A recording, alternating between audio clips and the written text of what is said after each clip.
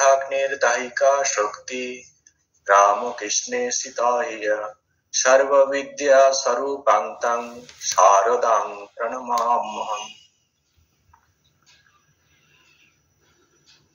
মায়ের একটি অদ্ভুত বাণী, যেটি মা ঠিক লীলা অবসানের কয়েকদিন আগে এটি বলেছিলেন। তো আমরা সেই জায়গাটাতেও আমরা যাব। যে বাণীটি হচ্ছে, যদি শান্তি চাও মা কারো দোষ দেখো না, দোষ দেখবে নিজের। জগৎকে আপনার করে নিতে শেখো, কেউ পর নয় মা, জগৎ তোমার। এরই উপরে আমাদের আজকে আলোচনা। পূজনীয় অরূপানন্দজি মহারাজ আমাদের যেভাবে বলছেন, সেই অনুযায়ী শ্রী শ্রী মায়ের লীলাবর্ষণের সময় অতি নিকটে। তো দেহ যাবার ঠিক 5 দিন মাত্র বাকি, তারপর তিনি লীলা সম্বরণ করবেন। জনৈক স্ত্রী ভক্ত, তিনি অন্নপূর্ণার মা এই নামে পরিচিত, দেখতে এসেছেন মাকে। ভেতরে যেতে নিষেধ বলে তিনি ঠাকুর ঘরের দুয়ারেই বসেছিলেন। তো হঠাৎ পাশ ফেরায় মা তাকে দেখতে পেয়ে হাতের ইশারা করে কাছে ডাকলেন। তিনি প্রণাম করে কেঁদে বললেন, মা আমাদের কি হবে? চির করুণাময়ী অভয় দিয়ে ধীরে ধীরে ক্ষীণ কণ্ঠে বললেন, ভয় কি? তুমি ঠাকুরকে দেখেছ, তোমার আবার ভয় কি? একটু পরে আবার ক্ষীণ কণ্ঠে থেমে থেমে বললেন, তবে একটা কথা বলি, যদি শান্তি চাও মা কারো দোষ দেখো না, দোষ দেখবে নিজের। জগৎকে আপনার করে নিতে শেখো, কেউ পর নয় মা, জগৎ তোমার। তো এই যে একটি বাণী, এই বাণীটিকে আমরা কিভাবে নেব? এটা কি মানবো কি মানবো না? কোন একটা বাণী যখন বাহির থেকে আমাদের কাছে আসে, বিশেষ করে সেটি যদি নীতিমূলক হয়, অর্থাৎ তার কাছে কোনো নীতি কথা আছে সেই বাণীর মধ্যে, তখন যে কথাটি প্রথমে আমাদের মনে উকি মারে তা হলো, কে এটি বলেছেন, তার ব্যাকগ্রাউন্ডটি কি। কারণ সাধারণ মানুষ যদি কোনো বাণী জনসম্মুখে পরিবেশন করেন, তাহলে কোনো অবস্থায় সেটি গ্রহণযোগ্য হতে পারে না। তার মূল কারণ আমাদের বৌদ্ধিক স্তর সেটিকে মানতে চায় না। সেই কারণে মায়ের এই যে বাণী, সেটি জনসম্মুখে পরিবেশন করার আগে যুক্তির আলোকে আমরা জেনে নেব যে শ্রী মা সারদা দেবী বাস্তবিক পক্ষে কে ছিলেন। কারণ বিশ্বাসের মানদণ্ডে আমাদের মা আমাদের কাছে যাই হোক না কেন, যুক্তির আলোকে আমরা যদি সেটিকে প্রতিস্থাপন করতে পারি, তবে আমাদের বিশ্বাসটি আরো পাকা হয়ে উঠবে। আর এই বিশ্বাসটি পাকা করার জন্য আমরা শ্রী শ্রী ভগবান রামকৃষ্ণদেব এবং তার ত্যাগী সন্তানরা শ্রী শ্রী মায়ের স্বরূপ সম্বন্ধে যা বলেছেন, যা অনুভব করেছেন, তার একটা সংক্ষিপ্ত আমরা আলোচনা করব এবং সেখান থেকে আমরা মাকে মূল্যায়ন করতে পারব। আর সঙ্গে সঙ্গে মায়ের যে বাণী, যেটা মা বললেন, সেটিও আমরা একটু শাস্ত্রের সঙ্গ নিয়ে, শাস্ত্রের আলোকে সেটিকে আমরা বিচার করব। তো প্রথমে মা যে কে ছিলেন, মায়ের স্বগত উক্তি মা নিজেই বলছেন। তিনি বলছেন যে আমার মা শিওরে ঠাকুর দেখতে গিয়েছিলেন। তো ফেরার সময় দেওয়ালের কাছে সেই মায়ের কি হয়েছে, বায়ু যেন তার উদরের মধ্যে ঢোকার একটা, তিনি অনুভব করছেন যে উদরের মধ্যে একটা বায়ু যেন ঢুকে গেছে, উদরটা ভয়ানক ভারী হয়ে উঠছে। তারপর মা বলছেন, তখন মা দেখেন যে লাল চেলি পরা একটি 5-6 বছরের অতি সুন্দরী মেয়ে গাছ থেকে নেমে তার কাছে এসে কোমল বাহু দুটি দিয়ে পিঠের দিক থেকে তার গলা জড়িয়ে ধরে বলল, আমি তোমার ঘরে এলুম মা। তখন অচৈতন্য হয়ে পড়েন। সকলে গিয়ে তাকে ধরাধরি করে নিয়ে এলো। সেই মেয়ে মায়ের উদরে প্রবেশ করে, তা থেকেই আমার জন্ম। এটি মা বলছেন, মায়ের মুখ থেকে, তার মায়ের মুখ থেকে যা শুনেছেন সেটি তিনি মা আমাদের কাছে এভাবেই বলছেন ভক্তদের কাছে। গীতাতে ভগবান কি কৃষ্ণ বলছেন কি, জন্ম কর্ম চমে দিব্য, আমার জন্ম এবং কর্ম দুটোই হচ্ছে দিব্য। এই যে মায়ের আমরা ঘটনাটি পেলাম, জন্মের যে বৃত্তান্ত তার মায়ের কাছ থেকে মা শুনেছেন, সেখানেও কিন্তু এটি একটি দিব্য ঘটনা। এরপরে তেলেভেলোর মাঠে ডাকাত দম্পতিকে মা কালী রূপে দর্শন দিয়েছিলেন। মা তাদের কাছে যদিও স্বীকার করেনি, কিন্তু ডাকাত দম্পতি বলছেন যে মা, আমি তোমাকে কিন্তু সেদিন আমরা কালী রূপে দর্শন করেছি। আমরা জানি শিবুদা খুব পীড়াপিড়ি করছেন মাকে, মা তুমি কে, বলো তুমি কে। তো তখন কিন্তু মা তিনি যে কালী সেটি কিন্তু স্বীকার করেছিলেন। এই ঘটনাগুলি আমরা অনেকেই জানি, সেই জন্য আমরা আলোচনা করলাম না, জাস্ট সংক্ষেপে বললাম। যারা পড়েছেন খুব সুন্দর লাগবে শুনতে ঘটনাগুলি, নিশ্চয়ই মনের মধ্যে উদয় হয়েছে কি ধরনের ঘটনা শিবুদার সঙ্গে হয়েছিল। অদ্ভুত ঘটনা। অগ্নিয়াতা দাহিকা শক্তি এবং বরফতার সহিততা যেমন অবিচ্ছেদ্য, অর্থাৎ অগ্নি যেখানে আছে তার দাহিকা শক্তিও সেখানেই বর্তমান। যেখানে আছে বরফ তার সঙ্গে আছে শীতলতা। এটি অঙ্গাঙ্গিক ভাবে জড়িত, মানে একটা চিন্তা করলে অপরটাকেও সঙ্গে সঙ্গে সেখানে চলে আসে। ঠিক তেমনি ভাবে শ্রী শ্রী ভগবান রামকৃষ্ণদেব এবং শ্রী শ্রী মা শারদা অভেদ। শ্রী রামকৃষ্ণকে উপেক্ষা করে যেমন আমরা শ্রী শ্রী মায়ের কথা কল্পনা করতে পারি না বা কল্পনা করা যায় না, ঠিক তেমনি ভাবে শ্রী শ্রী মাকে উপেক্ষা করে শ্রী শ্রী রামকৃষ্ণ দেবকেও কল্পনার মধ্যে আনা যায় না। এ যেন শিব আর শক্তি। শিব থেকে যদি ইকার বাদ দেওয়া হয় তবে কি থাকে? শিব মানে কি? শিবকে যদি আমরা ভাঙি তাহলে কি পাবো? তালব্য তালব্য, তারপরে হর্ষইকার, তারপরে ব। সেখান থেকে হর্ষইকার যদি বাদ দেওয়া হয় তাহলে কি থাকে? সব। তাহলে সব মানে মরার মতো হয়ে পড়ে আছেন শিবজি।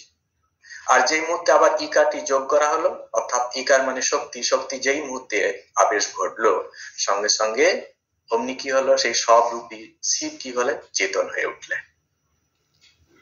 সেই রকম মানে শক্তির আবেশ ছাড়া শিব কিন্তু সবময়, সব মাত্র। সেই রকম শ্রী শ্রী ভগবান রামকৃষ্ণ দেব এবং শ্রী শ্রী মা শারদার সম্পর্ক ঠিক তেমনি। শ্রী শ্রী মাকে বাদ দিয়ে ভগবান শ্রী রামকৃষ্ণ দেবকে ঠিক মূল্যায়ন করা যাবে না, বোঝা যাবে না। মা হচ্ছে শক্তিরূপে তার কাছে সবসময় বর্তমান আছে। সেই কারণে ঠাকুরের এমনি খেলা। ঠাকুর কিন্তু শ্রী শ্রী মা শারদা দেবীকে তার নিজের থেকেও অতি উচ্চ স্থান দিতেন। হৃদয় একদিন শ্রী শ্রী মায়ের সঙ্গে দুর্ভার করেছে, এটি দেখে শ্রী রামকৃষ্ণ তাকে সাবধান করে দিয়ে বলছেন, ওরে হৃদু, একে তুই তুচ্ছ তাচ্ছিল্য করে কথা বলছিস বলে ওকে আর কখনো এরকম বলিসনি। এর ভেতরে যে আছে সে ফোঁস করলে হয়তো রক্ষা পেলেও পেতে পারিস, কিন্তু ওর ভেতরে যে আছে সে ফোঁস করলে তোকে ব্রহ্মা বিষ্ণু মহেশ্বর রক্ষা করতে পারবে না। এই একটি বাক্যে ঠাকুর মায়ের শক্তি যে কতখানি তিনি কিন্তু বুঝিয়ে দিলেন। তারপরে দেখুন শ্রী শ্রী রামকৃষ্ণ দেব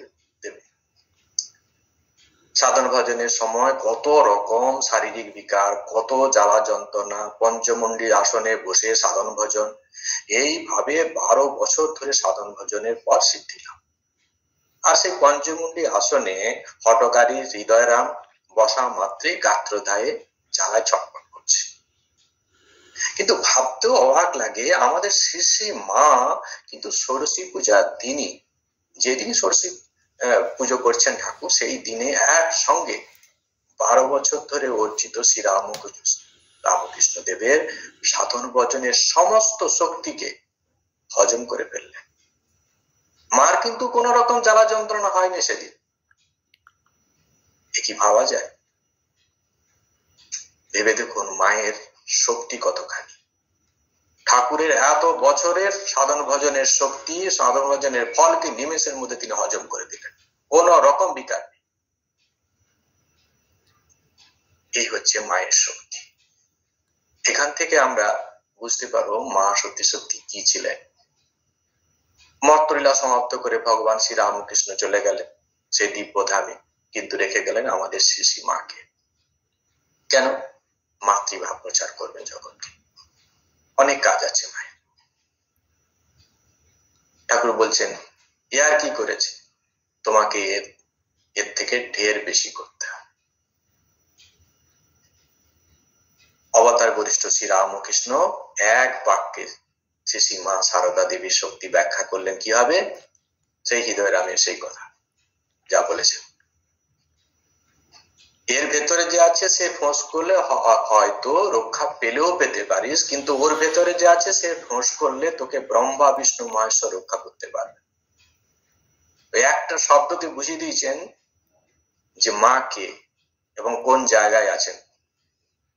অবগুণ্ঠনের আড়ালে আমাদের শ্রী শ্রী মা বাস্তবে যে কি, ঠাকুর শ্রী রামকৃষ্ণ আমাদের চিনিয়ে দিলেন ভালো করে।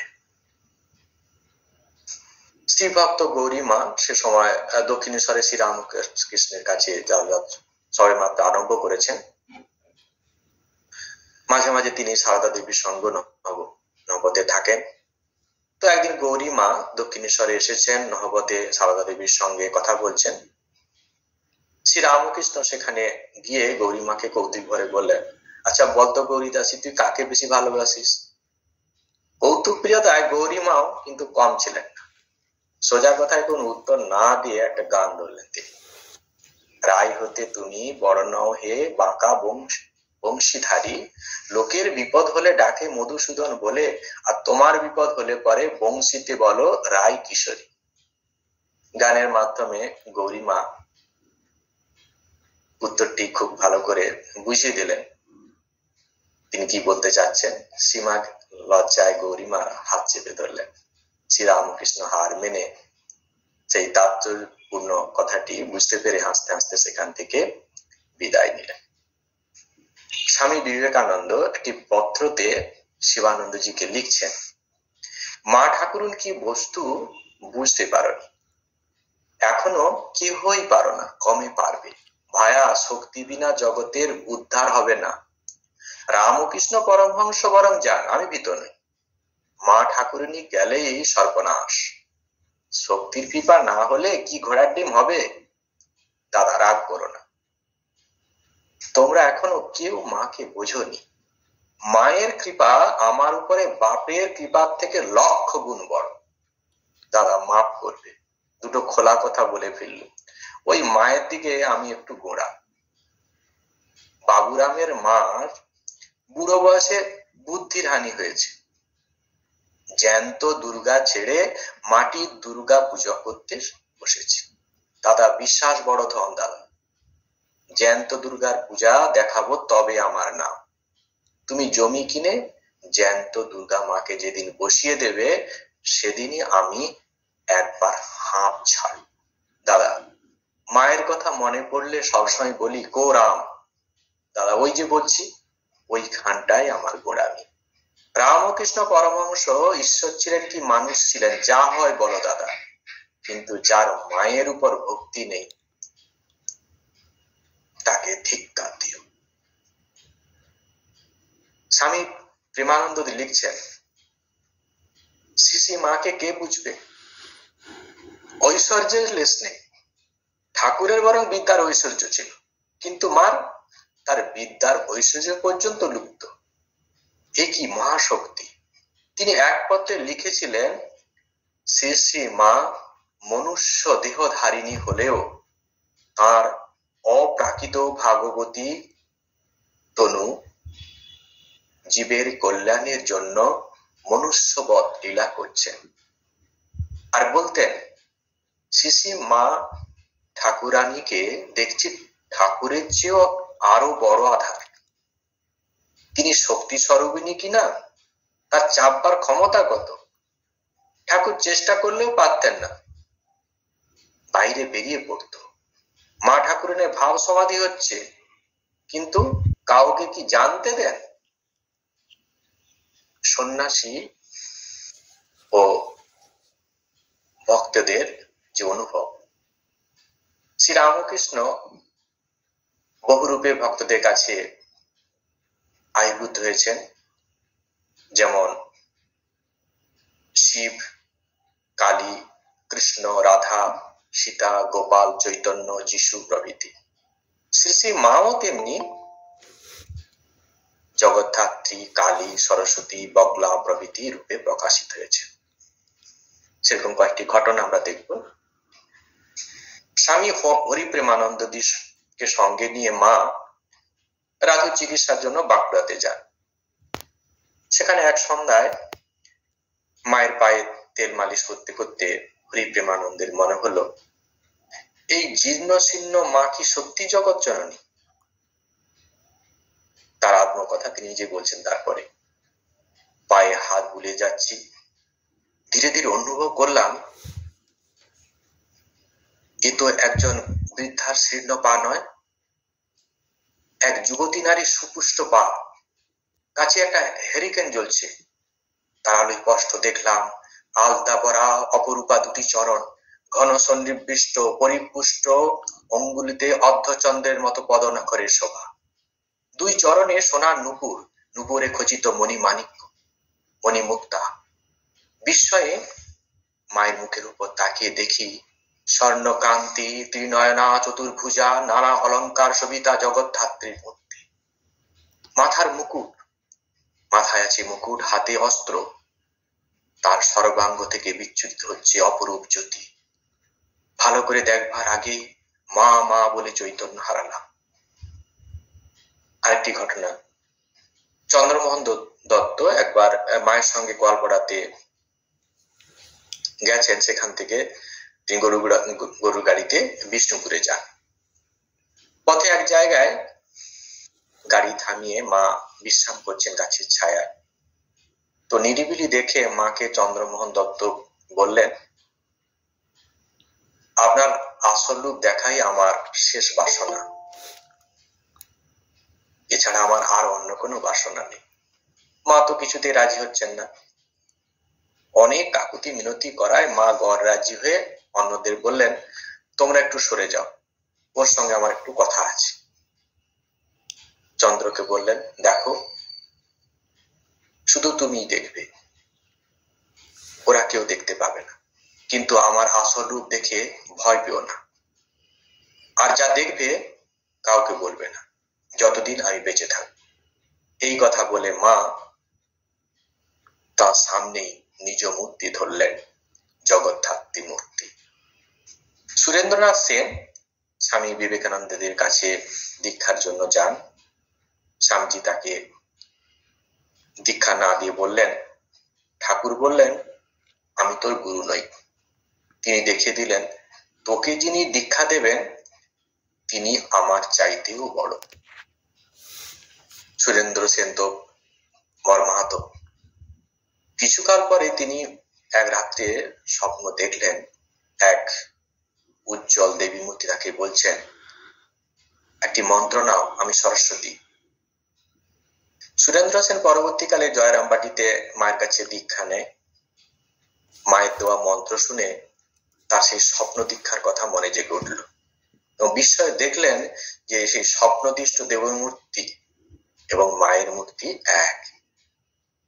স্বপ্নে তিনি দেখছেন সেই দেবী মূর্তি এবং মায়ের মূর্তি দুটোই এক। আরেকটি ঘটনা, গোয়ালপাড়ার হরিপদ মাঝি তার কুলগুরু কাছে দীক্ষা পান। তো শ্রী মা তাকে খুব স্নেহ করতেন।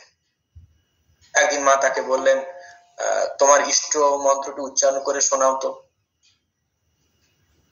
হরিপদ অসংকোচে মায়ের আদেশ পালন করা মাত্র সম্মুখে দাঁড়ানো দেবী সারদাকে দর্শন করলেন অশেষ মহিমান্বিতা শ্রী দুর্গা রূপে। ইষ্ট সাক্ষাৎকার অমন আচম্বিতে হওয়ার মাত্রই তিনি মায়ের শ্রী পাদপদ্মে নিজেকে সমর্পণ করলেন। সুতরাং আমাদের অনুভবের স্তর যেখানেই থাকুন না কেন, ঠাকুরের সন্তান ও মায়ের সন্তানরা, এমনকি ঠাকুর যেভাবে আমাদের শিশি মাকে চিনিয়ে দিয়েছেন, সেই সূত্র ধরে আমরা পরিষ্কারভাবে বুঝতে পারছি এই অবগুণ্ঠনে আবৃতা শিশি মা বাস্তবিক পক্ষে ছিলেন সেই আদিশক্তি জগৎধাত্রী। এখন আমরা সেই বাণীটি নিয়ে আলোচনা করব। আমরা, ভয় কি? তুমি ঠাকুরকে দেখেছো, তোমার আবার ভয় কি? এরপরে আবার ক্ষীণ কণ্ঠে থেমে থেমে বলছেন, তবে একটি কথা বলি, যদি শান্তি চাও মা, কারো দোষ দেখো না, দোষ দেখবে নিজের। জগৎকে আপন করে নিতে শেখো, কেউ পর নয় মা, জগৎ তোমার। আমরা এই যে বক্তব্যটি আমরা মেসেজটি পাচ্ছি, তিনটি ভাবের অনুরণ আমরা দেখতে পাচ্ছি, তিনটি ভাব। প্রথমে আছে কি? ভয় কি? তুমি ঠাকুরকে দেখেছো, তোমার আবার ভয় কি? 1 নম্বর। 2 নম্বরে আমরা দেখছি কি? যদি শান্তি চাও মা, কারো দোষ দেখো না, দোষ দেখবে নিজের। 3 নম্বরে আমরা পাচ্ছি, জগৎকে আপনার করে নিতে শেখো, কেউ পর নয় মা, জগৎ তোমার। এখানে শিশি মা যেন বলেই দিলেন যে শিশি ঠাকুরকে যখন দেখেছো, তার কৃপা লাভ করেছো, তখন তো তুমি মুক্ত হয়ে গেছো। কারণ ঠাকুর হলেন সেই পরব্রহ্ম পরমাত্মা জমাট বাঁধা রূপ, অবতার বরিষ্ঠ। আর এই অবতার বরিষ্ঠ কে বলেছেন? সাধারণ কারো কথা নয়, সপ্তঋষি থেকে আগত যুক্তিবাদী স্বামী বিবেকানন্দের মুখ নিঃসৃত বাণী। বিভিন্ন পরীক্ষা নিরীক্ষা করার পর তিনি এই সিদ্ধান্ত নিয়েছেন। এমন নয় যে গুরু বলে তিনি মেনে নিচ্ছেন, আবেগের বশে বলছেন, তাও না। শেষ দিন পর্যন্ত তিনি পরীক্ষা করেছেন। কল্পতরু শ্রী রামকৃষ্ণ তার নরলীলায় হাত ধরে ধরে সবাইকে পূর্ণ করে গেছেন। সেই অর্থেই মা বলছেন, তোমার ভয় কি? তুমি ঠাকুরকে দেখেছো। শুধু তাই না, সন্তানের মনে সেই ভাবটিকে আরো দৃঢ় করার জন্য ভয় কি শব্দটি মা দুবার ব্যবহার করছেন। ভয় কি? তুমি ঠাকুরকে দেখেছো, তোমার আবার ভয় কি? এই দুটি ভয় বার বলছেন কেন? মা তাকে অ্যাসুরেন্স দিচ্ছেন, মনে যাতে একবার দৃঢ়ভাবে বসে যায়, আমি ঠাকুরের দর্শন করেছি, ঠাকুরের সঙ্গ করেছি, ঠাকুরের কাছে এসেছি, সুতরাং আমার কোনো ভয় নেই, আমি মুক্ত হবই হব, আমি মুক্ত হয়ে আছি। দ্বিতীয়ত কথাটি, মা এই দ্বিতীয় শিক্ষার মধ্য দিয়ে কি বলছেন? শান্তিতে থাকতে কিভাবে হয় সেটি বলছেন। আর সেই শান্তিতে কাটাতে হলে আমাদের কি করতে হবে সেই শিক্ষাটিও তিনি দিচ্ছেন। যদি শান্তি চাও মা, কারো দোষ দেখো না, দোষ দেখবে নিজে। প্রথমে যিনি একটা সূত্র দিলেন, আবার এটাকে কিভাবে করতে হবে। শান্তিতে যদি আমি থাকতে চাই, তাহলে পরের দোষ দেখতে আমি যেন না দেখি, তবেই একমাত্র আমি শান্তি থাকতে পারবো। কিন্তু এটাকে কিভাবে করতে হবে সেটি কিন্তু পরের মেসেজে তিনি দিচ্ছেন। সেটি ব্যবহারিক জগৎ আর আধ্যাত্মিক জগৎ, এটি কিন্তু সম্পূর্ণ আলাদা জিনিস। প্রত্যেকটা মুহূর্তে আমাদের কি করতে হয় না, বিপরীত মন এবং মানসিকতার মানুষের সঙ্গে নিষ্ঠা। সকাল থেকে সন্ধ্যা পর্যন্ত আমাদের সব সময় বিভিন্ন মানুষের সঙ্গে মেলামেশা করতে হচ্ছে, যাদের সঙ্গে আমাদের মনের স্তর এবং তাদের মনের স্তরের অনেক পার্থক্য। আর এর জন্য কি হয়, মনের মধ্যে বিকার আসে এবং বিকার হওয়াটাই স্বাভাবিক। আর এর ফলে কি হয়, আমাদের মনটি স্বাভাবিকভাবেই মনে যে শান্ত ভাব, সৌম্য ভাব, সেটি বিঘ্নিত হয়। কেন আমাদের মন বিক্ষিপ্ত হয়ে পড়ে? উত্তর একটাই, আমরা যেভাবে ব্যক্তি বা বস্তুকে দেখতে চাই বা পেতে চাই, যখন আমরা সেভাবে পাই না, তখনই আমাদের মধ্যে সৃষ্টি হয় অশান্তি। শুধু যে আমাদের বহির্জগতের বিষয় আমাদের মনকে অশান্ত করে তা নয়, আমাদের ভেতরে অন্তর্জগতে অনেক কিছু ঘটনা স্মৃতির আকারে লুকিয়ে আছে। সেটা কি হচ্ছে? অনেক ভেতরে, চেতন মনে হয়তো নেই, অবচেতন মনে আছে। সেটা থেকে থেকে কি হয়? চেতন মনের মধ্যে, কনসিয়াস মাইন্ডের মধ্যে, সাবকনসিয়াস মাইন্ড থেকে কনসিয়াস মাইন্ডে চলে আসে। উপযুক্ত পরিবেশ পেলে সেটি চলে আসে আর আমাদেরকে খুব দুঃখের সাগরে ভাসিয়ে নিয়ে যায়। আমাদের প্রত্যেকেরই অভিজ্ঞতা আছে, আগের যে ঘটনাগুলি সেগুলো হয়তো মনে পড়ছে না, কিন্তু কোন একটা সময় হঠাৎ করে মনে পড়লো আর আমার মনে আবার অশান্তি, মনে আবার কষ্ট, আবার দুঃখ, এইরকম সৃষ্টি হয়।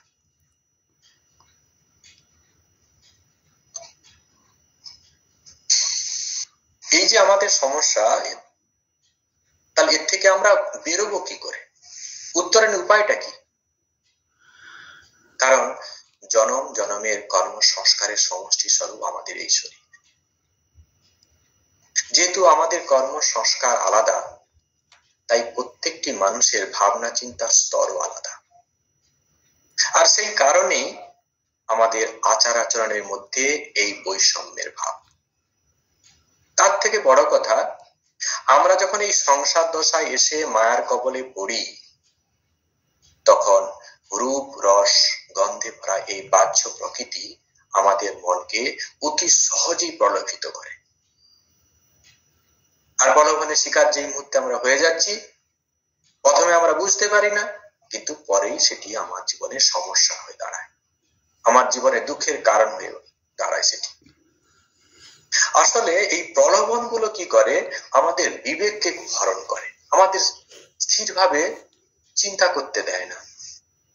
তার আগে ওরা ভেতরে ঢুকে পড়ে, আমাদেরকে মনকে প্রলোভিত করে। গীতাতে ভগবান বলছেন, ঈশ্বর সর্বভূতানাং হৃদ্দেশে অর্জুন তিষ্ঠতি ভ্রাময়ান সর্বভূতানি যন্ত্ররূঢ়ানি মায়া। ঈশ্বর কি করছেন? সর্বভূতানাং হৃদ্দেশে অর্জুন তিষ্ঠতি। অর্জুন, ভগবান হৃদয়ের মধ্যে বসে আছেন। সর্বভূতানাম, সমস্ত প্রাণী বর্গের বসে আছেন। আর কি করছেন? ভ্রাময়ান সর্বভূতান, সমস্তকে কি করছে? পরিচালিত করছে। যন্ত্ররূঢ়ানি মায়া, নিজের মায়া শক্তি দ্বারা তাকে যন্ত্রের মধ্যে চালিত করছে। একটা গাড়ির মধ্যে যখন ড্রাইভার বসে যায়, বসে এসে গাড়িটিকে কি করে? যেমন ভাবে চালাবে গাড়িকে সেইভাবে চলতে, ড্রাইভার যেদিকে বাঁকাবে তাকে সেই দিকেই বাঁকতে হয়, নিজস্ব কোনো কিছু নেই। সেই রকম ভগবান আমাদের হৃদয়ের মধ্যে বসে আমাদেরকে এইভাবে নিজের মায়া শক্তির দ্বারা আমাদেরকে পরিচালিত করছে। সুতরাং আমাদের কোনো আর কিছু করার নেই। তাহলে এখান থেকে কি বেরোনোর উপায় কিছু নেই? কিছু বিবেকশীল মানুষ, তারাই এখান থেকে উদ্ধার পেতে পারে। কেন এরকম হয়? কঠোপনিষদে সেখানে ঋষি খুব সুন্দর ভাবে বলছেন, খুব সুন্দর। পরাঞ্চি খানি ব্যক্তি ন স্বয়ংভূ তস্মাৎ পরাং পশ্যন্তি ন অন্তরাত্মা কশ্চিৎ ধীর প্রত্যক আত্মনম ঐক্ষত আবৃত চক্ষু অমৃতন্তম ইচ্ছা। কি করছে? এই পরমেশ্বর স্বয়ংভূ, যিনি স্বতন্ত্র, সেই পরমেশ্বর কি করছেন? খানি পরাঞ্চি ব্যত্রিনাথ, সম্মুখে কি করছে? ইন্দ্রিয়, সমস্ত ইন্দ্রিয়গুলোকে বহির্মুখী করে সৃষ্টি করেছে। সব সময় তাদের গতি বাইরের দিকে, বাইরের জিনিস নিয়ে থাকবে। সে মনের গতি, ইন্দ্রিয়গুলি গতি সব সময় বাহ্যিক। তস্মাৎ, সেই কারণে, সেই হেতু পরাং পশ্যতি, সেই কারণে সে কি করছে? বাইরের জিনিসগুলি সে লক্ষ্য করে, দর্শন করতে করে। অন্তরাত্মা ন অন্তরাত্মা, এই অন্তরাত্মাকে সে দেখতে পায় না, ভেতরে কি চলছে, ভেতরে কে আছেন, কি ভেতরে চলছে সেটি তার সে দেখতেও পায় না, তার জানার ইচ্ছা হয় না। কশ্চিৎ ধীরঃ অমৃতত্বম ইচ্ছম, কোন কোন কশ্চিৎ কেউ কেউ সেই জ্ঞানী ব্যক্তি, ধীর ব্যক্তি, বিবেকশীল ব্যক্তি অমৃতত্বম ইচ্ছন, অমৃতত্ব লাভের জন্য, আত্মস্বরূপ উপলব্ধির জন্য, আত্মজ্ঞানে প্রতিষ্ঠিত হওয়ার জন্য, ঈশ্বরের স্বরূপ জানার জন্য আবৃত চক্ষু কি করে, সে চোখটাকে আবৃত করে দেয়। চোখের যে গতি, যে বহির্মুখী গতিতে কি করছে সেটাকে আবৃত করে বিবেকের পর্দা দিয়ে আবৃত করে দেয়। তারপর অন্তর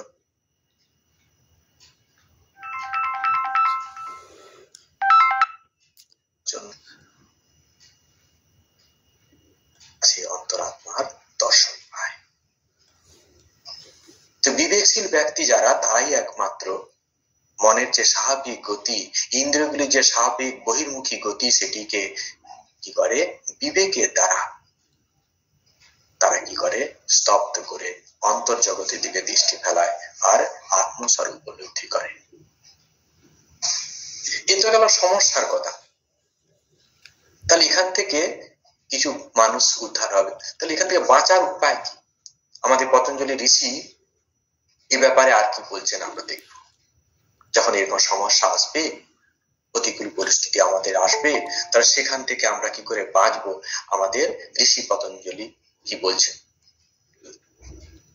ঋষি পতঞ্জলি ঋষি তিনি এই মানুষের মনে এই যে ব্যাপারগুলো, এটা নিয়ে তিনি অনেক রিসার্চ করেছেন, অনেক ভাবনা চিন্তা করেছেন এবং তিনি সূত্রের আকারে একটি লিপিবদ্ধ করে গেছেন যে এই সমস্যাগুলো থেকে কিভাবে মানুষ সেই সমস্যাগুলো কাটিয়ে কিভাবে নিজের স্বরূপে যেতে পারে, ঈশ্বর উপলব্ধি করতে পারে, সেটি তিনি লিপিবদ্ধ করে গেছেন তার যোগসূত্র গ্রন্থে। সেখানে তিনি বলছেন এই যে সমস্যা, সেখান থেকে এড়ানোর একটি উপায় বিপরীত ভাবনাম। যে মুহূর্তে তোমার মনের সাম্যতা ভঙ্গ হবে, যে মুহূর্তে তুমি চঞ্চলে পড়বে, তুমি সেই মুহূর্তে কি করবে, বিপরীত চিন্তা করবে। ঋষি বলছেন তাহলে কি হবে, তোমার মন আবার স্থির হয়ে যাবে, বিপরীত চিন্তা করবে। যে চিন্তা আমাকে মনে কষ্ট দিচ্ছিল, সেই কষ্ট থেকে বেরোনোর জন্য আমরা যে কষ্ট জিনিস নিয়ে আমরা ভাবতে থাকি, আমার জীবনে এরকম হয়ে গেল, এটা কেন হলো, এরকম ভাব দিচ্ছিল না, আমরা ওটা নিয়ে পড়ে থাকি। আর যতই আমরা ওটা নিয়ে রোমন্থন করতে থাকি, ততই আমার অশান্তিটা আরো বাড়তে থাকে। ঋষি বলছেন না, এইভাবে তুমি কখনো মুক্ত হতে পারবে না, অশান্তি থেকে তুমি বেরোতে পারবে না। তোমাকে কি করতে হবে, বিপরীত চিন্তা করতে হবে। অন্য একটা কোনো চিন্তা করো, অন্যদিকে তুমি চলে যাও, অন্য বিষয় নিয়ে তুমি থাকো তখন। তাহলে আস্তে আস্তে তোমার মন থেকে ওই চিন্তাটি চলে যাবে। কেন হয়, আমাদের মনটা হচ্ছে ক্রিস্টাল ক্লিন, একটা আয়নার মতো। যখন লাল ফুলটি আমরা নিয়ে এসেছি, সে আয়নাতে লাল দেখা যাচ্ছে, যখন আমরা হলুদ ফল নিয়ে এসেছি তখন হলুদ দেখা যাচ্ছে। মন কোনোটাকেই ধরে রাখে না, আয়নাও যে কোনোটাকে ধরে রাখে না, মনটি আয়নার মতো। সেই জন্য যে চিন্তাটি মনের কাছে চলে আসায় সেটি সে দেখায়, সেটা নিয়ে সে সেইভাবে মনটা তৈরি হয়ে যায়, মনের মধ্যে কষ্ট দুঃখ তৈরি হয়।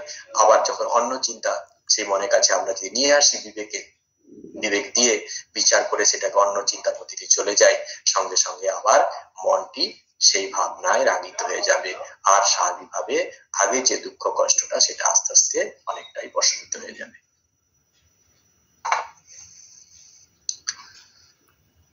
এখন আমরা দেখব যে আমাদের শ্রী মা এই ব্যাপারে কি সমাধান দিচ্ছে। তিনি বলছেন কি না, মা কারো দোষ দেখো না, দোষ দেখবে নিজের। মা আমাদের বললেন যে দোষ কারো দেখো না, দোষ নিজের দেখবে। এই যে মা বললেন মা কারো দোষ দেখো না, এ তো আর এমনি এমনি হবে না।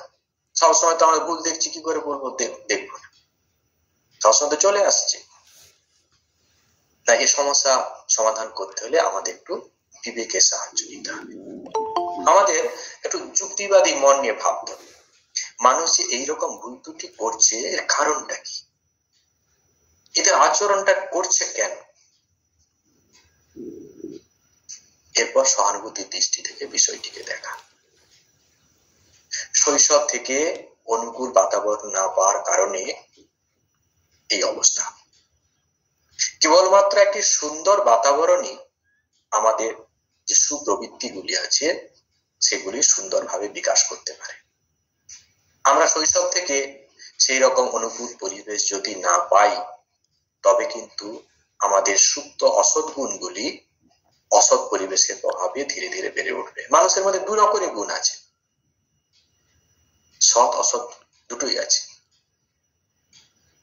যখন যদি আমরা সেই সৎ জিনিসের মধ্যে থাকতে থাকি, তাহলে সৎ জিনিসগুলো আমাদের আরো বাড়বে, আর অসৎ পরিবেশের মধ্যে থাকলে অসৎ জিনিসগুলো বাড়তে থাকবে। আমরা কোন পরিবেশে থাকবো তার উপরে অনেকটাই নির্ভর করে। আবার অনেক ক্ষেত্রে দেখা যায় যে অনুকূল পরিবেশ পেয়েও আমরা নিজেকে ঠিকমতো মোল্ড করি না।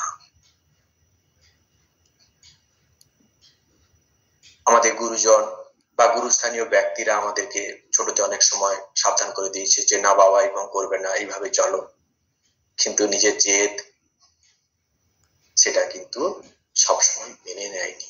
সেই গুরু আদেশ, গুরুস্থানীয় ব্যক্তিদের আদেশ, মা বাবা, শিক্ষক মহাশয়, এরা তো আমাদের সব গুরু, তো এদের কথা আমরা সেদিন মেনে নেই।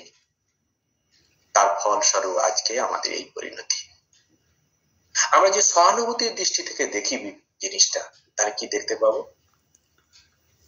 সহানুভূতির দৃষ্টি থেকে, বিবেকের দৃষ্টি থেকে দেখলে যে মানুষগুলোর প্রতি আমাদের হিংসা বিদ্বেষ তৈরি হয়েছিল, সেই মানুষগুলোর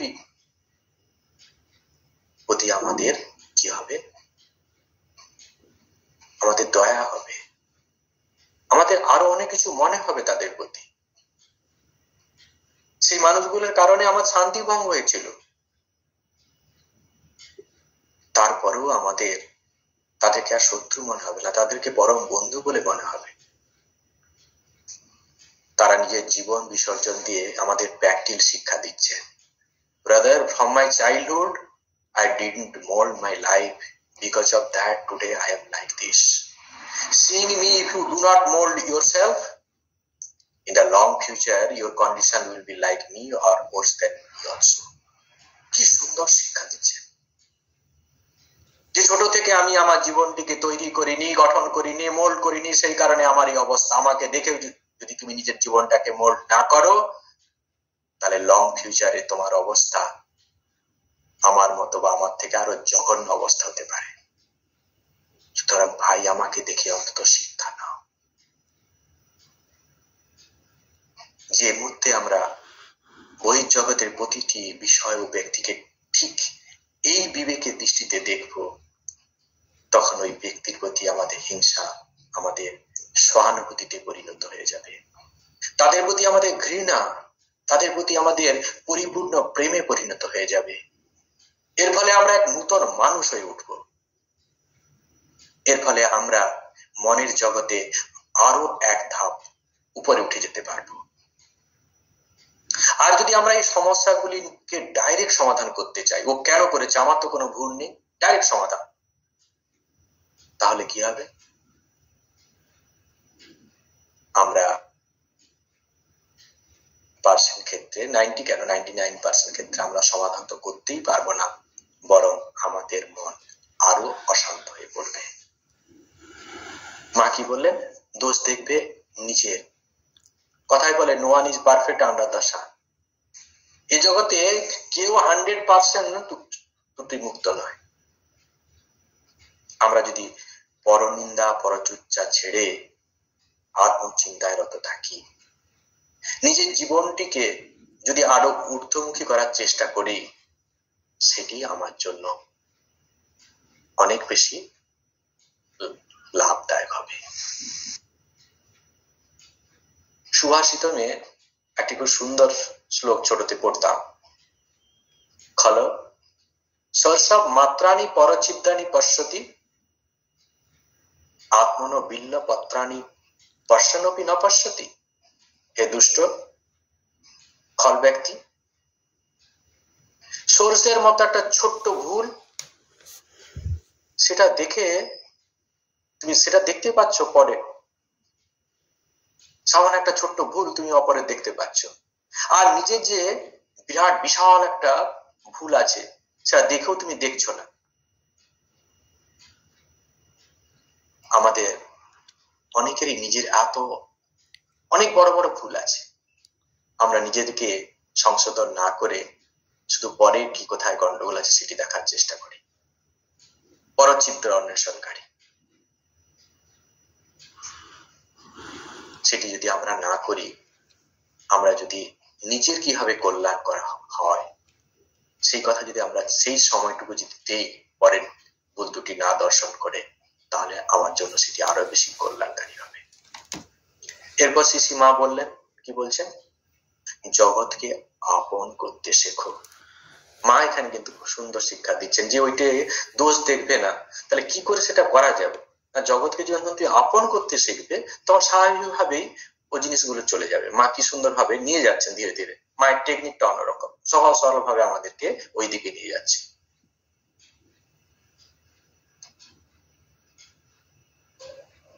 সবাই যেতে ওর মায়ের ছেলে রাগ ভিকারে দূরে ফেলে। সুহাসিত এটাও আমরা পড়েছি, আপনারা হয়তো জানেন,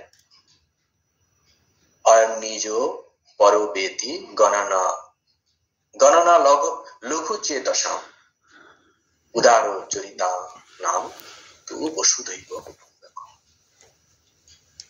এটা আমার, ওটা অন্যের, এই ভাব শুধু যারা স্বার্থবাদী, খুব ক্ষুদ্র স্বার্থের মানুষরা তারা এরকম ভাবে। যারা উদার চরিত্রের মানুষ তারা পৃথিবীর সবাইকে একই পরিবারভুক্ত হয়ে বসুধৈব কুটুম্বকম, আমরা একই পরিবারভুক্ত, আমরা সবাই ঈশ্বরের সন্তান, এই ধরনের ভাবনা নিয়ে তারা থাকে।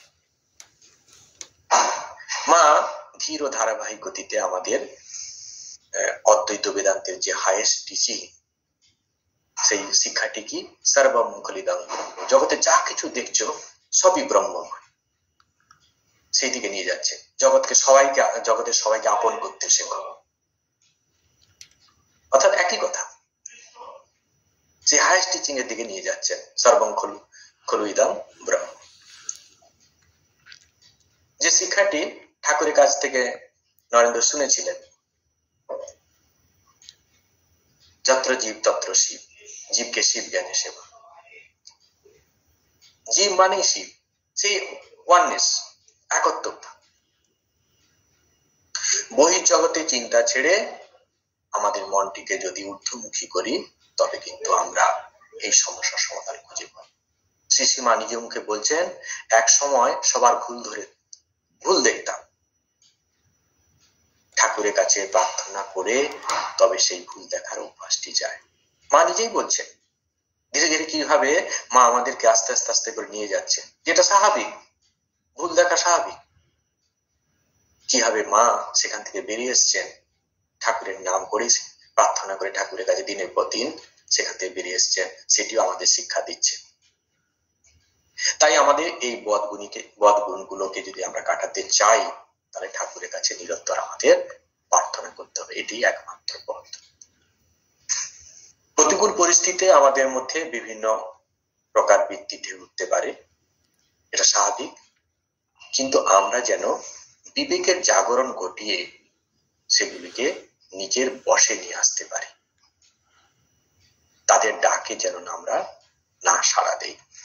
আমরা প্রবৃত্তির ডাকে সাড়া দিই, কোন একটা বৃত্তি উঠলো সেই দিকে যা মনে চাচ্ছে সেটাই আমরা করে বসি, না, বিবেককে জানা। কথায় বলে বৃত্তি আসা অপরাধের না, মনের মধ্যে যে ধরনের বৃত্তি আসুক সেটা কোনো অপরাধের না, কিন্তু বৃত্তি যেভাবে আমাকে নিয়ে যেতে চায় সেইভাবে যাওয়া বা সেই বৃত্তিটাকে সাড়া দেওয়াই অপরাধের। এরপর সেই হাইয়েস্ট টিচিং, যে কেউ পর নয় মা, জগৎ তোমার, অর্থাৎ সর্বম খলিদম ব্রহ্ম। ঈশাবাস উপনিষদে সেই আছে, ঈশাবাসিদম সর্বম যৎকিঞ্চ জগতাম জগৎ। এই জগতে যা কিছু তুমি দেখছো সবই ঈশ্বর, আর কোনো কিছু, ঈশ্বর তার পরিপূর্ণ। কেউ পর নয় মা, জগৎ তোমার। মা সেইভাবে ধীরে ধীরে ধীরে ধীরে সেই যে হাইয়েস্ট শিক্ষা বেদান্তের সর্বভূতি ব্রহ্ম, তিনি আছেন একমাত্র, সেটির দিকে মা ধীরে ধীরে দিয়ে যাচ্ছেন আমাদেরকে। একটা সাইকেলে যদি আমরা রিমের পরিহিতে যখন আমরা থাকি, তখন কি দেখবে অনেকগুলো স্ট্রোক দেখা যায়, বহু স্ট্রোক, অনেক আলাদা আলাদা করে সব দিয়ে রিমটাকে ধরে রেখেছে। কিন্তু যখন কোন একটা স্ট্রোককে ধরে আমরা যে সেন্টারে চলে যাই, তখন কি দেখতে পাবো না সব স্ট্রোক গুলি মিশে এক হয়ে গেছে। ঠিক তেমনি ভাবে আমাদের বিক্ষিপ্ত মন বহির্মুখী, সেই বিক্ষিপ্ত মনকে যখন আমরা অন্তর্জগতের সর্বোচ্চ স্তরের মধ্যে ধীরে ধীরে নিয়ে যেতে পারবো, তখন মুহূর্তের মধ্যে বহুত্তর এই পদ্ধতি খুঁজে যাবে। এই যে বহু দেখা, এই বহু দেখার জন্যই তো আমাদের সমস্যা হচ্ছে, সেটি চলে যাবে। তখন আমরা সারফেস লেভেলে আছি, সেই জন্য আমাদের বহুত্ব ভেদ দর্শন হচ্ছে। যখন আমরা অন্তর্জগতে আমরা চলে যাব, তখন ধীরে ধীরে আমাদের এই বহু দেখার যে প্রবণতা, এটি আস্তে আস্তে চলে যাবে। শ্রীশ্রীমা একদিন সরয়ু বালা দেবীকে বলছেন, সাধন করতে করতে দেখবে আমার মাঝে যিনি, তোমার মাঝেও তিনি, দুলে বাগদি ডোমের মধ্যেও তিনি, তবে তো মনে দিন ভাব আসবে। এটি সাধন করতে করতে এই স্টেজ আসে, সর্বং কলিদম ব্রহ্ম, সবার মধ্যে তিনি আছেন। সেই কথাটিকে মা কত সুন্দর সহজ ভাবে বলছেন যে আমার মধ্যেও যিনি, তোমার মধ্যেও তিনি, ডুলে বাগদির মধ্যেও তিনি, অর্থাৎ সবার মধ্যে সেই ঈশ্বর বিরাজ করছেন। যত্র জীব যত্র শিব, সেই ঠাকুরের কথা। তাই এই সমস্যার মূল আমি নিজেই আমার মনকে সেখানে নিয়ে যেতে পারছি না, তাই আমি বেদ দর্শন করছি, তাই আমার মনের অশান্তি। আমি পরকে কেন সমস্যা, আমার দোষের জন্য, আমার কষ্টের জন্য দোষারোপ করব? আমার যে কষ্ট, তার জন্য আমি পরকে দোষারোপ করবো কেন? কারণ আমার তো নিজেরই দোষ, কারণ আমি আমার মনটিকে সেই জায়গায় নিয়ে যেতে পারছি না।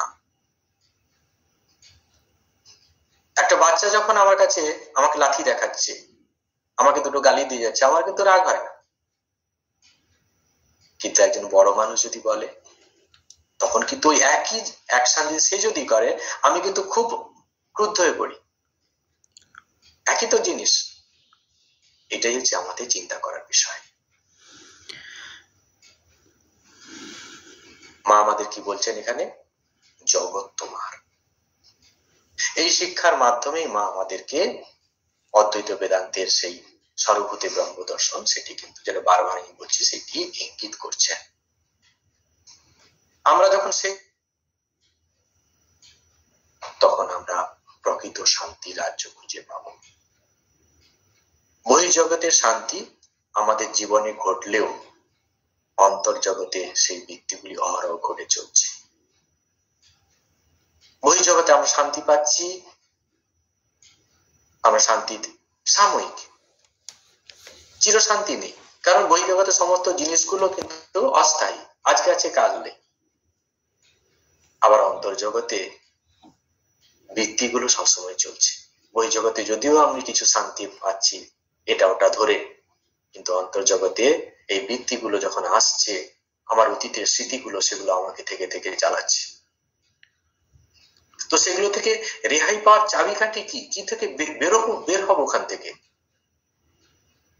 একটি কথা, মনকে ঊর্ধ্ব থেকে ঊর্ধ্বভূমিতে নিয়ে যেতে হবে শুধু আমাদেরকে। তবেই আমরা শাশ্বত শান্তি খোঁজ পাবো। না হলে এর ঘাড়ে ওর ঘাড়ে দোষ চাপিয়ে আমরা কখনোই শান্তি পাবো না। জগৎ এরকমই থাকবে। হ্যাঁ, ভুল, জগতে অনেক কিছু ভুল দেখবে, যা করছে তারা ভুল, যা যেটি ঘটছে সেটা ভুল, কিন্তু নিজের শান্তির জন্য, নিজের আনন্দের জন্য আমাদেরকে সেগুলোকে মেনে নেওয়ার অভ্যাস করতে হবে। এই শিক্ষায় নিজের মনকে শিক্ষিত করতে হবে। একমাত্র সাধন ভজনের দ্বারা মনকে যখন আমরা বাঁধতে পারবো, তখনই একমাত্র আমরা এইরকম স্তরে যেতে পারবো, এরকম সমস্যার সমাধান করতে পারবো। আমাদের সমস্ত সমস্যার মূল কারণ কিন্তু তাহলে কি দেখতে পাচ্ছি? আমার ব্যক্তিগত অহংকার, আমাদের বিবেকের এবং বুদ্ধির অপূর্ণতা। ঠিক মতো আমাদের বিবেক বুদ্ধি জাগছে না, সেই কারণে আমি পরের ভুল দেখছি। আমি যদি নিজেকে ঠিক করে নেই তাহলে কোনো কিছু গন্ডগোল হবে না। কারণ একটা সমস্যা হতে গেলে দুটো জিনিস দেখছে, দৃশ্য দশটা। বহির্জগৎ আছে, বহির্জগতে বস্তু ব্যক্তি আছে, আর আমি আছি। এখন বহির্জগতে যে বস্তু ব্যক্তি আমি দেখতে পাচ্ছি, তারা যদি নিজেকে চেঞ্জ না করে, আমার থেকে সেটা আমার হাতে নেই, আমি কিছু করতে পারবো না। তারা যদি করেন, আমি একজনকে দেখলাম তার কোনো জিনিস আমার পছন্দ হচ্ছে না, আমি তাকে বললাম, সে যদি না সেইভাবে চলে, আমি যেমন বলছি তেমন ভাবে সে যদি না চলে, তাহলে আমার অশান্তি। সে আমার মতো চলবে কি না চলবে সেটা তার ব্যক্তিগত ব্যাপার। যদি অনেক ক্ষেত্রে সেটা ভুল, তার আচরণে যেটা করছে সেটা ভুল, কিন্তু আমার হাতে তো নেই। কিন্তু আমি একটা জিনিস করতে পারি, আমার মনটিকে চেঞ্জ করে নিতে পারি। স্বামীজি বলছেন যে সমস্যা হতে গেলে দুটো জিনিস দরকার, অবজেক্ট, অবজারভার। দুটো যখন যুক্ত যতক্ষণ না হচ্ছে ততক্ষণ সমস্যা তৈরি হতে পারে না। ভালো মন্দ যা কিছু বোধগুলো হচ্ছে যখন তাতে কন্ট্যাক্ট হয়, তখন ওই জগৎকে যখন আমি চেঞ্জ করতে পারবো না, আমি যদি আমি নিজেকে চেঞ্জ করে নিতে পারি, তাহলে কিন্তু সমস্যা থেকে আমি বেরিয়ে চলে যেতে পারবো। ওই জগতের জিনিস আমি বলছি সবসময় ঠিক আছে তা না, কিন্তু আমার নিজের মনের সন্তুলনের জন্য আমাকে এইভাবে চলতে হবে। আমরা জানি প্রত্যেকটা মানুষ সংস্কারের দাস, পূর্বপূর্বের সঙ্গে সংস্কার তাকে এইভাবে চালাচ্ছে।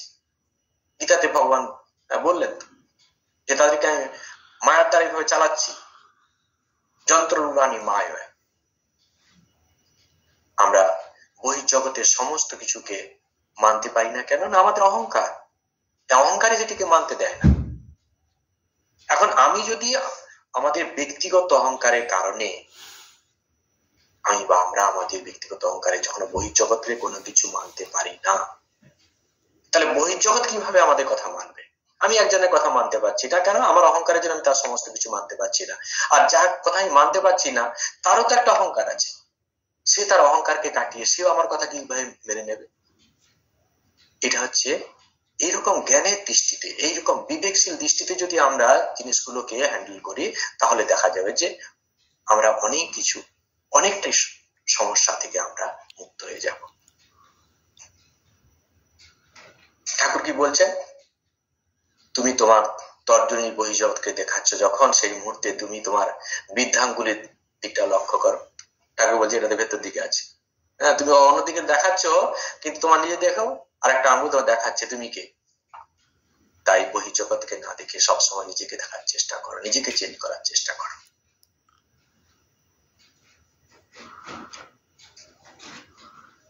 তাই এই মানসিক শান্তিকে বজায় রাখার মূল চাবিকাঠি হলো কি?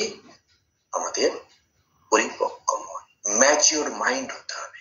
বিচারশীল মন নিয়ে, যুক্তিবাদী মন নিয়ে সবকিছুকে আমাদের এই নিয়ে যদি আমরা জিনিসগুলো হ্যান্ডেল করি, তাহলেই আমরা কি করতে পারবো না, এই সমস্যার পারে চলে যেতে পারবো।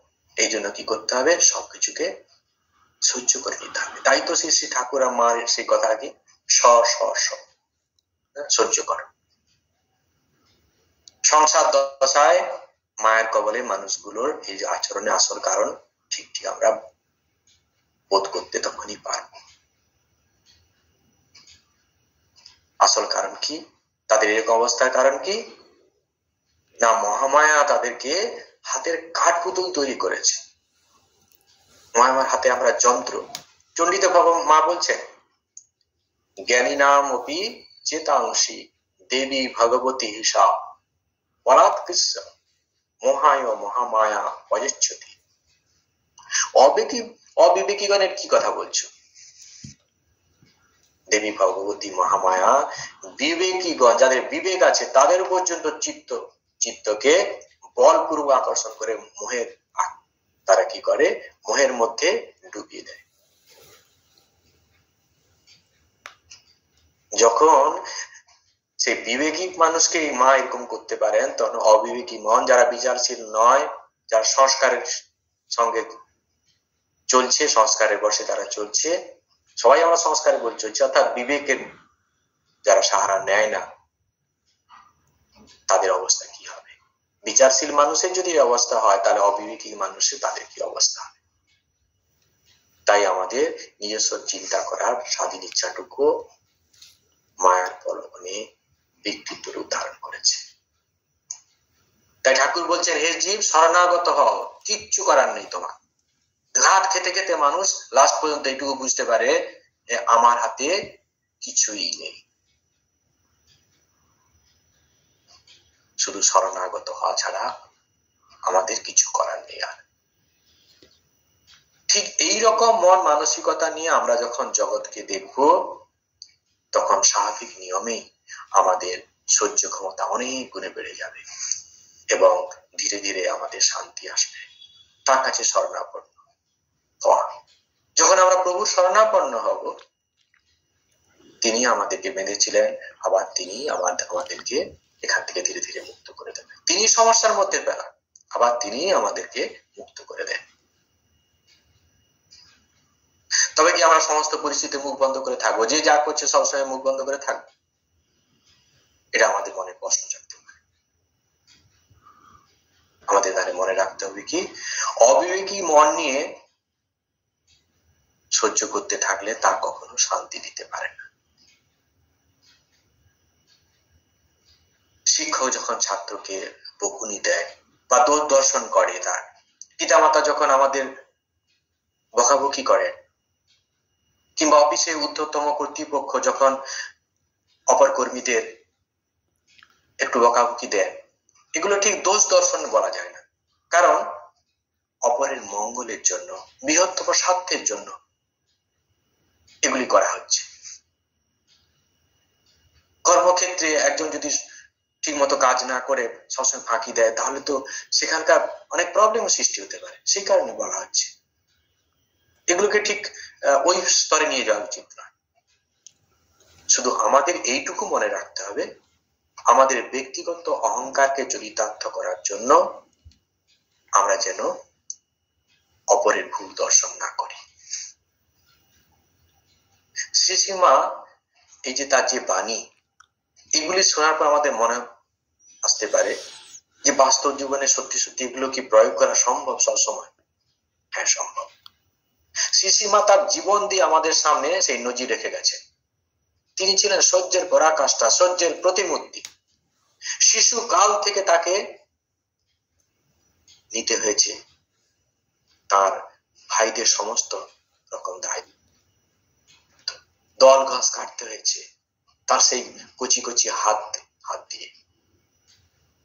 সেই শিশু বয়সে তিনি রান্না বান্নার এগুলো কাজগুলো তিনি করেছেন, এই কষ্টগুলো তাকে সহ্য করতে হয়েছে। এরপর বিবাহিত জীবনে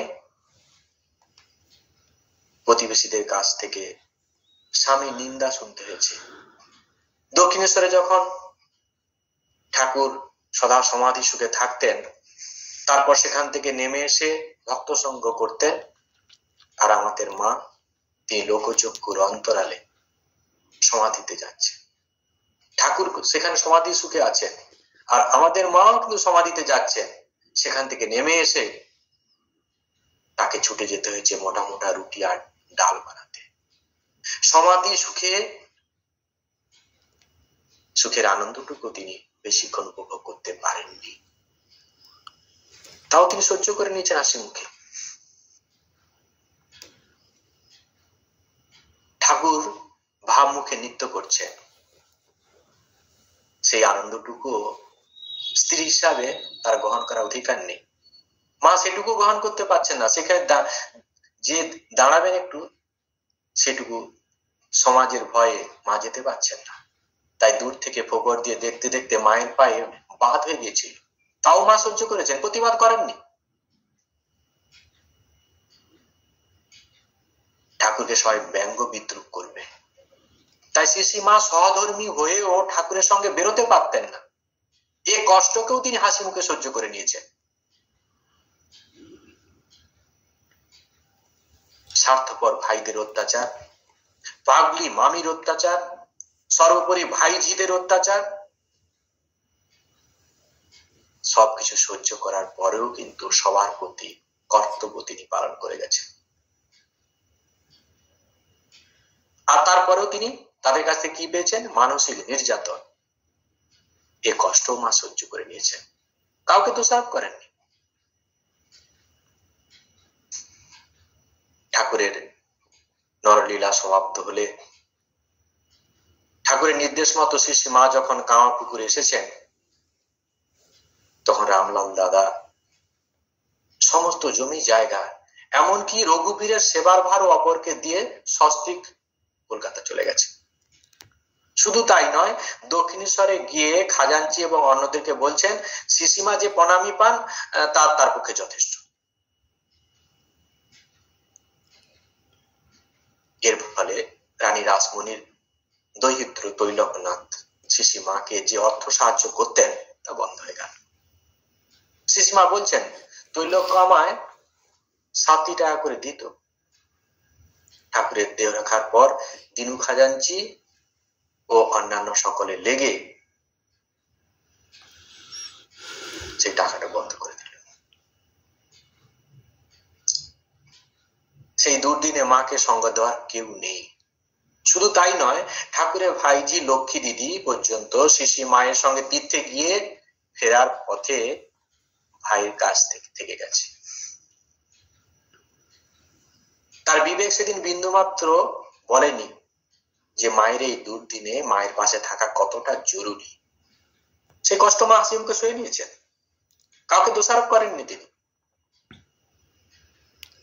ঠাকুরের লীলাবসানের পর চির সধবা শিশি মায়ের বসন ভূষণের বৈধব্যের চিহ্ন না দেখে কামারপুকুরের পল্লী রমণীরা সমালোচনা ঢেউ তুলছেন। সামাজিক নিয়মে মা যখন সেইভাবে বৈধব্যের বেশ ধারণ করতে যাচ্ছেন, ঠাকুর তাকে বারবার বাধা দিচ্ছেন। একদিকে ওখানকার গ্রামের মানুষরা একরকম বলছেন মেয়েরা, আর এদিকে ঠাকুর বলছেন নিষেধ করছেন। এই দুটি বিপরীত পরিস্থিতি মা কিন্তু বিপরীত মুখী পরিস্থিতি সহ্য শিকার হয়েছেন। সেই অবস্থায় যে মায়ের মনের অবস্থা কি হবে আপনারা ভেবে দেখুন। মা সহ্য করে নিয়েছেন। এইভাবে সমস্ত পরিস্থিতিতেই মা মুখ বুঝে সব সহ্য করে গেছে, কিন্তু কোনোদিন প্রতিবাদ করেননি, আর কারো দোষ ও দর্শন করেননি। এক অপূর্ব লীলা, এই অপূর্ব জীবন, এই জীবন যেন শুধুমাত্র আমাদের শিশি মায়ের জন্য, শুধুমাত্র আমাদের শিশি মা যেন কেবল এই ধরনের লীলা করতে পারেন। মা এই বাক্যের মধ্য দিয়ে তার সারা জীবনের অভিজ্ঞতা জুলি সন্তানের উদ্দেশ্যে তথা জগৎবাসীর উদ্দেশ্যে জানিয়ে দিয়ে গেলেন, যাতে ভবিষ্যৎ প্রজন্ম শান্তিতে জীবন কাটাতে পারে।